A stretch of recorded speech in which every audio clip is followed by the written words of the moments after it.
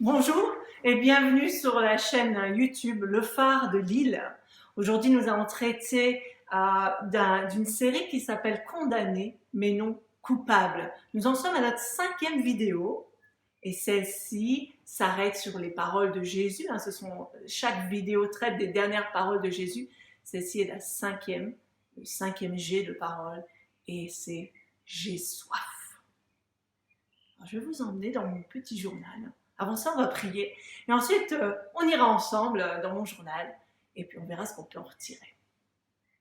Seigneur, merci. Merci, Seigneur, pour la croix. Merci, Seigneur, pour Jésus qui est mort pour nous.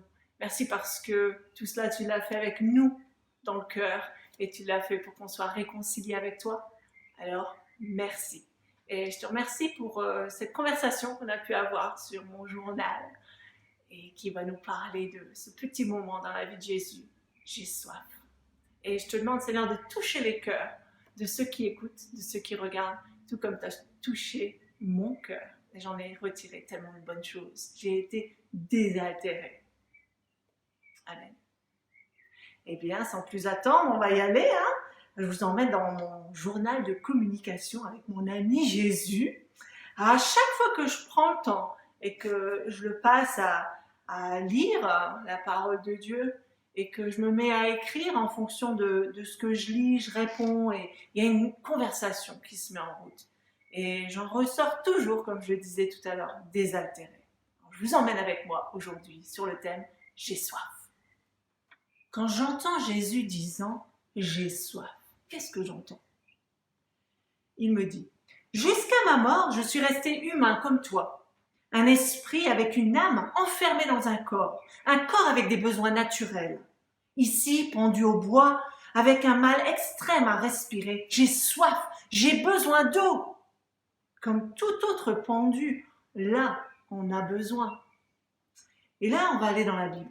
La Bible qui nous dit en Jean 19, 28 à 30. Après cela, Jésus, qui savait que tout était déjà consommé, dit, afin que l'écriture fût accomplie, « J'ai soif. » Il y avait là un vase plein de vinaigre. Les soldats en remplirent une éponge et l'ayant fixée à une branche d'hysope, ils l'approchèrent de sa bouche. Quand Jésus eut pris le vinaigre, il dit « Tout est accompli. » Et baissant la tête, il rendit l'esprit. Jésus dit « J'ai soif. » On va s'arrêter sur cette parole. Alors, comme on le voit ici, tout s'est passé comme prévu. Le roi David avait annoncé cet épisode final de la vie de Jésus en tant qu'homme sur terre des siècles auparavant. Et ça, on peut le voir dans Psaume 69, 21 à 22. L'opprobre me brise le cœur. Que veut dire l'opprobre? Ce qui humilie à l'extrême publiquement. En d'autres termes, David nous dit, être humilié publiquement, être pendu à la croix me brise le cœur. Et je suis malade. Je suis dans un malaise intérieur. J'attends de la pitié, mais en vain. Des consolateurs, et je n'en trouve aucun. Pourquoi? Nous le savons, parce que seul son Père pouvait répondre à ses besoins.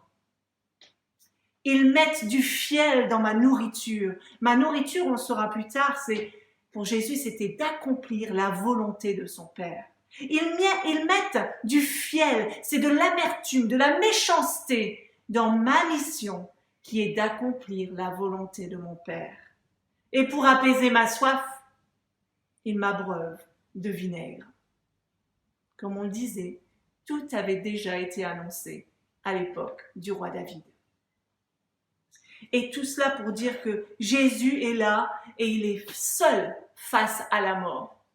Et c'était prévu comme ça. Personne ne peut l'aider. Personne ne peut lui venir en aide. Lui qui a soif. Mais il a soif de quoi? Il a soif de la vie. Comme toi, tu as soif de vie. Comme moi, j'ai soif de vie. Alors, je continue mon journal. Mais je demande à Jésus alors, que je m'attarde sur ces passages qui me montrent que cette mort atroce était prévue, que retirer de tes dernières paroles? Et voici ce que j'entends. À la croix, je suis arrivée à la fin de ma mission sur terre. Ma mort à la croix marque un point sans retour. C'est la fin d'une ère. Et je te demande à toi de vivre ta vie en suivant mon exemple. Il me le demande à moi, il te le demande à toi.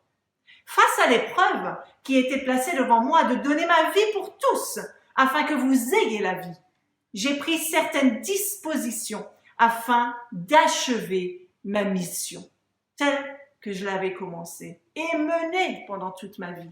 Il fallait l'achever. Alors tout d'abord, je me suis adressée à mon Père, à celui de qui j'exécute la volonté, pour rappeler à mon esprit l'attitude avec laquelle je devais aborder cette épreuve. Et je lui ai dit, pardonne-leur, car ils ne savent pas ce qu'ils font. Et dans la première vidéo, Johanna nous a donné un exemple très clair de ce que signifie pardonner pour quelqu'un qui me suit. Et si dans cette épreuve, j'aurais pu accuser le monde entier, mais qu'aurait-ce changé? Il fallait passer par cette épreuve pour que la vie qui est en moi soit donnée à chacun, me soit donnée à moi et qu'elle te soit donnée à toi. Alors Nathalie, c'est Jésus qui me parle. Nathalie, mon amie qui écoute ceci, face à quelque épreuve devant laquelle tu te trouves, rappelle-toi, le pardon ouvre la porte à un déferlement de vie pour les autres et pour toi. J'ai pardonné et je suis remontée dans la gloire de mon Père.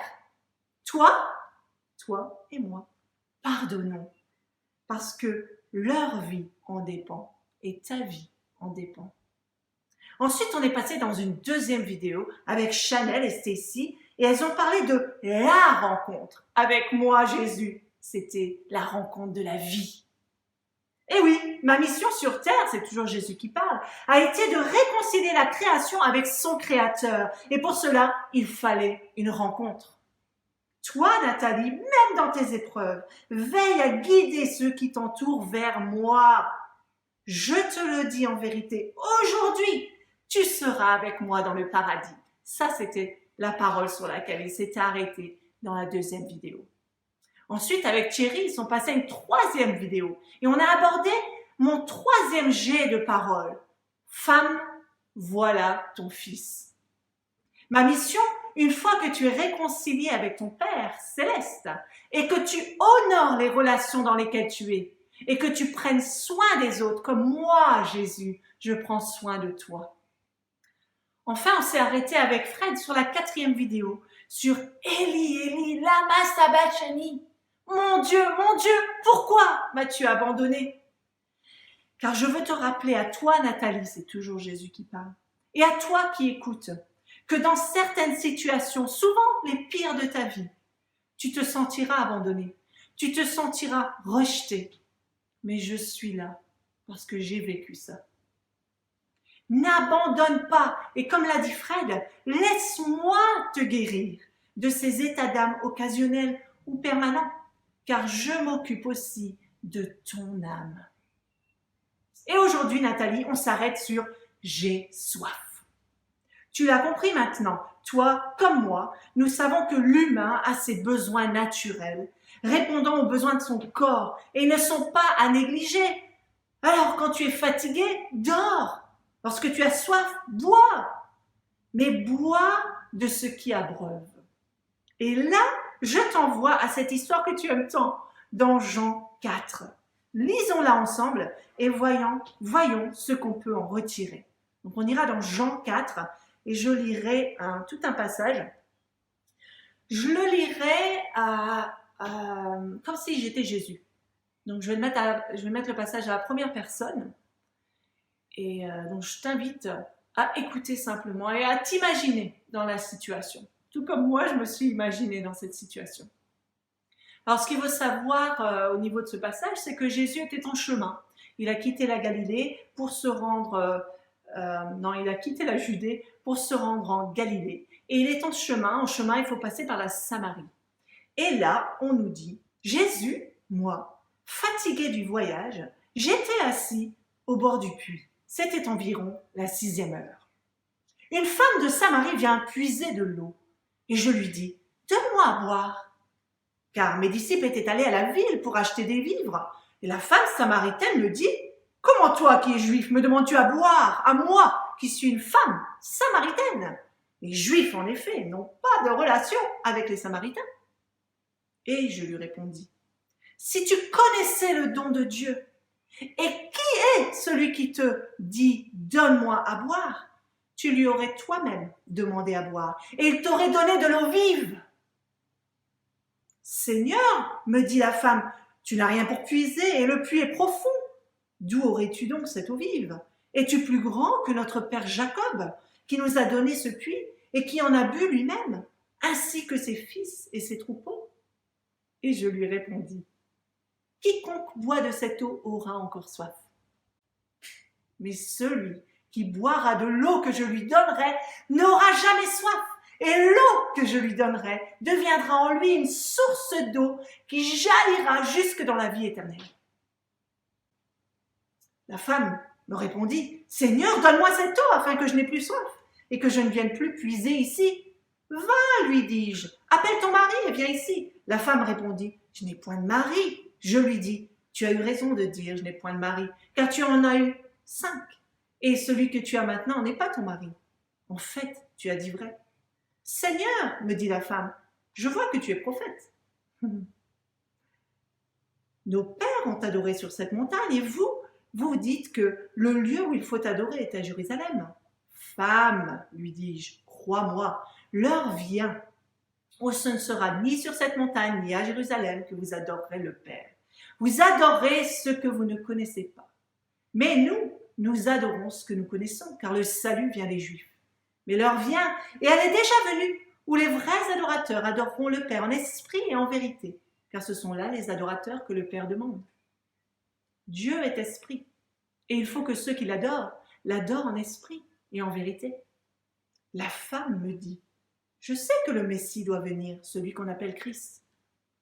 Quand il sera venu, il nous annoncera toutes choses. » Et je lui dis « Je le suis, moi qui te parle. » Là-dessus arrivèrent mes disciples, qui étaient étonnés de ce que je parlais avec cette femme.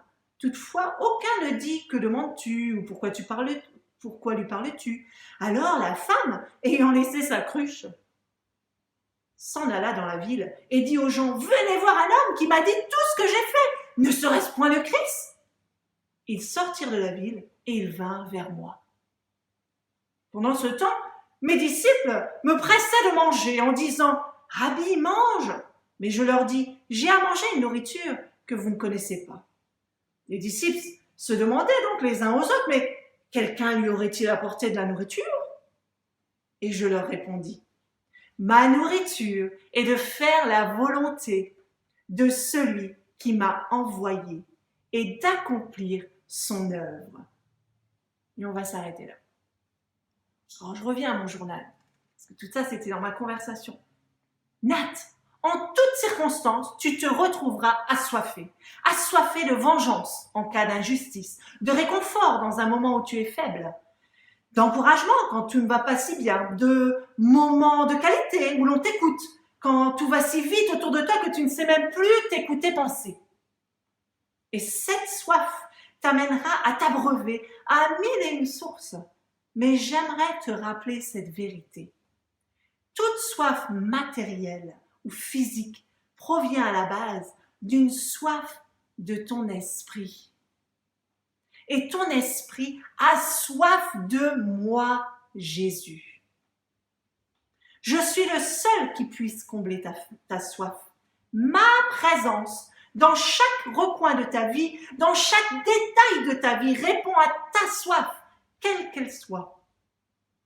Toi, Nathalie, apprends à épancher ta soif en t'adressant à moi en chaque circonstance, car mon eau t'abreuvera en tout temps et elle devient en toi une source qui jaillit jusqu'à la vie éternelle. Voici le message que je veux que tu transmettes ce jour-ci. Ta mission, la mission pour ta vie, Nathalie, et donc ta mission à toi qui écoutes, qui regarde aujourd'hui. et de venir t'abreuver à moi, Jésus, afin que mon eau t'abreuve 24 heures sur 24 et que toi, tu deviennes une source, ma source pour ceux qui t'entourent. Maintenant, Nat, donne-leur du concret pour conclure. Donc oui, on va passer à du concret. J'espère que je n'ai pas été trop longue dans mon journal. Avoir soif, qu'est-ce que c'est avoir soif? On a tous une soif et c'est vrai qu'on l'étanche à différents abreuvoirs.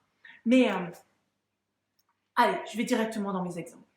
Quand j'étais jeune étudiante, j'avais le désir de trouver un travail qui me paierait bien, très bien à l'heure, pour que le reste de mon temps, je puisse le passer à servir Dieu. À servir Dieu de mille et une manières, ça n'avait pas d'importance. Tout ce que je voulais, c'est avoir du temps, que j'ai du temps libre pour être au service de Dieu. Ma soif, c'était ça. C'était de transmettre cette eau que moi j'avais reçue, étant enfant, grâce à mes parents, de la manière dont j'ai été éduquée. Quand j'ai reçu Jésus dans ma vie, qui est devenu cette source d'eau vive en moi, tout ce que je voulais, c'était communiquer cette eau. Et donc, c'est ce que j'ai recherché à faire. Je me suis retrouvée aux USA. Je me suis retrouvée là-bas à donner des cours de français dans une école de français. En même temps, je suis devenue pasteur de jeunes à plein temps. C'est-à-dire que là, je me suis retrouvée à plein temps. On me payait pour pouvoir aider ces jeunes. J'avais une 50aine de jeunes à l'époque. Et je donnais des cours de français dans cette école de français juste pour m'amuser, pour garder le français. Et ensuite, je suis devenue directrice de cette école. Je l'ai rachetée. Et la dame qui avait fondé l'école était malade et elle m'a demandé de racheter. Et moi, c'est tombé à point nommé parce que je disais au Seigneur, Seigneur, je ne resterai aux États-Unis, ça faisait déjà 3 ans que j'étais aux États-Unis, que si tu me donnes quelque chose que moi seul peux faire. Moi seul peux faire parce que j'ai cette eau vive en moi que je veux transmettre et que je suis française dans ce pays étranger. Et boum, il y a cette école qui me tombe entre les mains. Et là, j'ai compris, Nat, c'est ton chemin, c'est ton champ de mission. C'est là qu'il faut aller abreuver les gens. Et donc, je l'ai fait. Donc, je suis devenue cette directrice d'école. Et puis, tout en donnant cours, c'est évident, c'était le travail, c'était donner cours. Mais malgré tout, les gens recevaient la vie. Recevaient la vie quand ils venaient en cours, entre les cours, dans nos contacts. Ils recevaient cette eau que moi, j'avais reçue de Dieu. Et donc, cette soif que j'avais de pouvoir libérer cette source d'eau vive en moi, eh bien, elle s'est penchée pendant que je donnais. De là, cette soif, elle a continué à s'intensifier pour pouvoir communiquer les valeurs du royaume de Dieu autour de moi. Et l'école ne suffisait plus, il fallait sortir des murs de l'école. Et donc là, on s'est mis, et à l'époque, il y a ma sœur qui m'avait rejointe, et on s'est mis à créer des ressources pédagogiques qui reprenaient ces valeurs du royaume de Dieu. Et on s'est mis à écrire des chansons, on s'est mis à écrire des histoires, on a 2 CD qui sont sortis. Et tout simplement pour enseigner aux gens à parler français, les enfants en l'occurrence, mais en transmettant ces valeurs de l'amour, ces valeurs de la patience, de la persévérance, toutes ces valeurs qui nous viennent de Dieu. Boum, on les transmettait. Et la source continuait à s'écouler. Ensuite, j'ai pu aller travailler et ma sœur a continué l'école. Et je me suis retrouvée à traduire des ressources toujours pédagogiques et qui étaient d'ordre, comment on appelle ça, la formation de disciples, comment devenir un meilleur disciple, aussi bien au travail qu'à la maison, que partout. Et donc, je me suis retrouvée à traduire ces choses-là. Et encore une fois, ça me permettait de libérer cette source d'eau vive afin que des gens assoiffés puissent être abreuvés par les valeurs du royaume de Dieu. De là, cette soif s'est encore intensifiée. Et la vie était belle aux États-Unis. Je ne vais pas vous dire que j'avais la vie difficile. Non, elle était belle. Ce matin encore, on a fait cuire du bacon. Et puis tout de suite, ça m'a ramené là-bas, sur ma terrasse, dans les arbres, avec les écureuils qui nous lançaient des acorns, des noisettes là. Et parce qu'on était dans leur territoire, on était sur notre terrasse, mais dans leur territoire. Et là, on mangeait nos pancakes le samedi matin avec du bacon. Et ce matin, j'étais là et je dis, mais merci Seigneur parce que maintenant je suis en France. Merci parce que je suis là où tu m'as placé. Maintenant, pour ce moment de ma vie, afin de libérer cette source d'eau vive. Et donc bref, Je me suis retrouvée en France quelques années plus tard et c'était plus Nathalie seulement qui était partie toute seule aux États-Unis. Cette fois-ci, c'était Nathalie qui revenait, mariée, avec 3 enfants maintenant. Et à 5, on a débarqué en France. Et maintenant, tout ce qu'on peut faire, c'est de donner notre temps. On donne notre temps afin d'aider les gens. Et ça, c'est un rêve devenu réalité. Parce qu'on a pris les décisions qu'il fallait dans nos vies. Chris a quitté son travail, Nathalie a quitté son travail, on a quitté le pays. Et on s'est dit, on arrive en France et là, on donnera tout notre temps pour créer des ressources, pour être engagé dans l'église et suivre les gens, etc. Là où les gens n'ont pas assez de temps de le faire, nous, on veut avoir ce temps. Nous, Chris et Nat et les enfants. Et donc voilà, cette source qui continue à abreuver bien des gens. Et il n'y a pas très longtemps, cette soif a continué à s'intensifier parce qu'elle s'intensifie toujours de pouvoir accomplir cette mission que Jésus nous a confiée. Et je me suis retrouvée alitée pendant 1 mois complet. J'ai dû subir une opération du dos et il fallait 2 mois de convalescence complète. Le premier mois complètement allongé. Et ça, c'est dur pour une mère de 3 enfants, femme évidemment. Et puis, je fais l'école à la maison et je me retrouve allongée, alitée complètement. Et faut dire que j'avais pas toute ma tête parce que j'étais bien sous les médicaments. Et donc ici, je suis là dans mon lit. Et je me dis, mais c'est pas possible, il y a 1 mois qui va passer comme ça, 1 mois qui va se passer comme ça. Et puis, j'allais un peu mieux et puis j'ai dit à mon mari, Chris, il y a ces infirmières qui viennent me rendre visite tous les jours. J'étais suivie par 2 infirmières. Je dis, écoute, cette dame-là, on va lui écrire un chant. Et on lui a écrit un chant, on l'a enregistré, Chris à la guitare, moi j'ai chanté. J'ai dû me lever pour enregistrer. Et j'ai chanté le plus rapidement possible, tellement j'avais mal. Et ensuite, hop, je me suis rallongée. Tellement j'avais mal.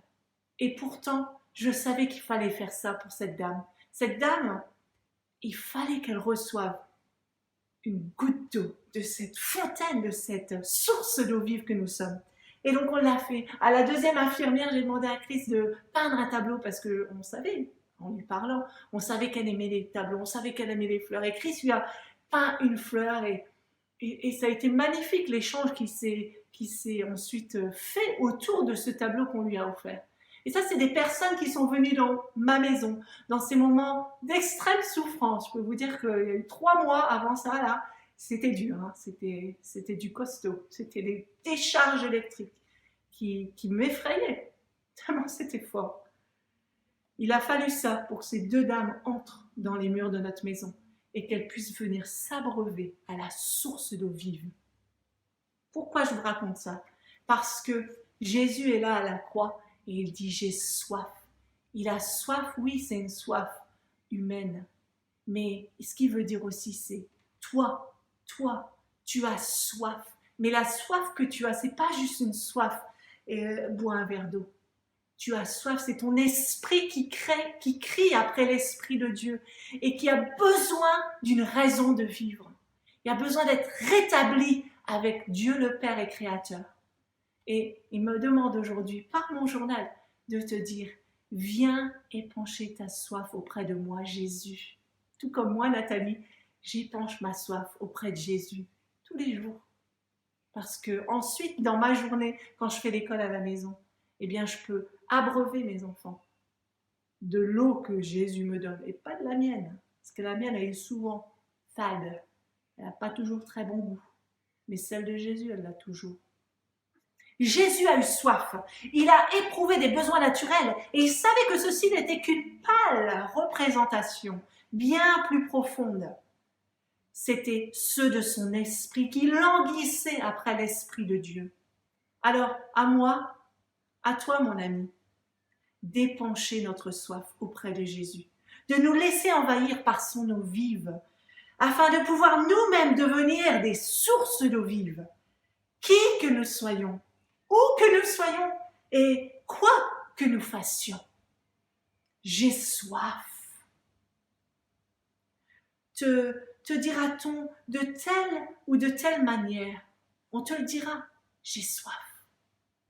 Et ça prendra telle ou telle forme. Et toi, que répondras-tu? Moi, je te propose de dire, viens, J'ai de l'eau à te proposer. Cette eau, c'est Jésus. C'est l'eau qui est une source de vie. Et une fois que tu lui remets ta vie devient une source de vie pour toi et pour ceux qui sont autour de toi. Alors, à mon avis, je t'invite à me rejoindre à ta manière, afin de devenir, toi, une source de vie vers lesquelles tous ceux qui ont soif peuvent s'approcher et toi, tu peux leur donner cette source de vie qui peut jaillir jusque dans la vie éternelle. Allez, à bientôt!